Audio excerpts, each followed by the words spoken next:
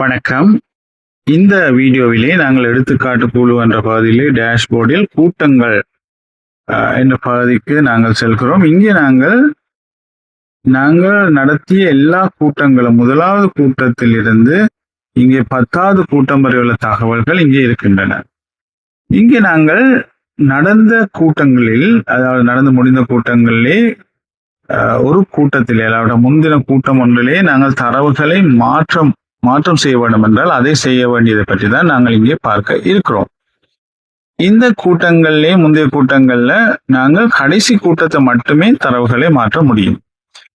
உதாரணமாக நாங்கள் கடைசி கூட்டம் 10, அதுக்கு முதல் கூட்டத்தை நாங்கள் கிளிக் செய்வோம், 9வது கூட்டம். அங்கே நாங்கள் சரி என்று இங்கே நாங்கள் வரவு பதிவிலே ஏதாவது மாற்றத்தை செய்ய முடியுமா? இல்லை, அந்த விதமான மாற்றங்கள் செய்ய முடியாது. இந்த ஆப் அதனை அனுமதிக்காது. நாங்கள் சேமிப்புக்கு போனால் அங்கேயும் அப்படித்தான், எல்லாருடைய சேமிப்பையும் நாங்கள் பார்க்க முடியும். என்றாலும் நாங்கள் ஒரு விதமான மாற்றங்களையும் செய்ய முடியாது. நாங்கள் யாரையாவது அதை கிளிக் செய்து பார்த்தோம் என்றால் இங்கே நாங்கள் பங்குகளை மாற்ற முடியுமா? மாற்ற முடியாது.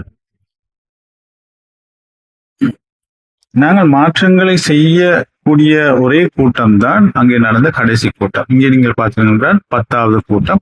அந்த கூட்டம் பச்சை நிறத்தில் இருப்பதை நீங்கள் பார்ப்பீர்கள். வேறு ஏதாவது நிறத்தில் அது இருக்கலாம், கருப்பு நிறத்தில் அது இருக்காது. அதனை நாங்கள் கிளிக் செய்தவுடன் அது மீளாய்வு மட்டுமா அல்லது கூட்டத்தை மீண்டும் திறந்து நாங்கள் மாற்றங்களை செய்ய வேண்டுமா என்பதை அது தெரிவுகளை கொண்டிருக்கும்.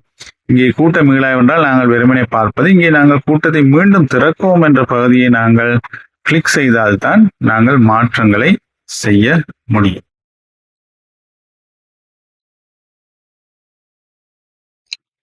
இப்போது நாங்கள் அந்த மாற்றம் செய்ய கூட்டத்தை கிளிக் செய்து விட்டோம். இங்கே பாருங்கள், வரவு பகுதி இருக்கிறது. அங்கே போய் இங்கே மாற்றங்களை செய்ய முடியுமா? ஃபாரூக் முகமது அவர் மாற்றத்தை செய்ய நாங்கள் சில மாற்றங்களை நாங்கள் செய்ய முடிந்திருக்கிறது. இந்த மாற்றங்களை நாங்கள் பதிவு செய்ய முடியும். அதே விதமாக சேமிப்பிலேயும் சில மாற்றங்கள் இருக்கிறது என்றால் அதனை செய்யலாம். உதாரணமாக ஃபாரூக் முகமதுடைய சேமிப்பு பகுதிக்கு போய் அவர் 5 பங்குகளை அவர் கேட்டிருக்கிறார். ஆனால் உண்மையிலேயே அவர் 4 பங்குகளை தான் அவர் வாங்கியிருக்கிறார் என்றால் நாங்கள் அதனை மாற்ற முடியும். மாற்றி முடிந்தது என்று நாங்கள் போட்டுவிடலாம். எனவே அந்த மாற்றத்தை இங்கே அது காட்டும்.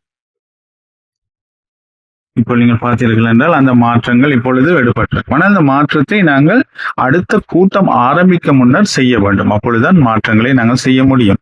அதுக்கு பிறகு நாங்கள் செய்ய வேண்டிய கடைசி விஷயம்தான் நிறைவு செய்யும் சாராம்சம் என்ற பகுதிக்கு போய் அங்கே நாங்கள் செய்த மாற்றங்களை அவதானித்து விட்டு நாங்கள் ஒரு கையொப்ப முறையை நாங்கள் தெரிவு செய்ய வேண்டும்.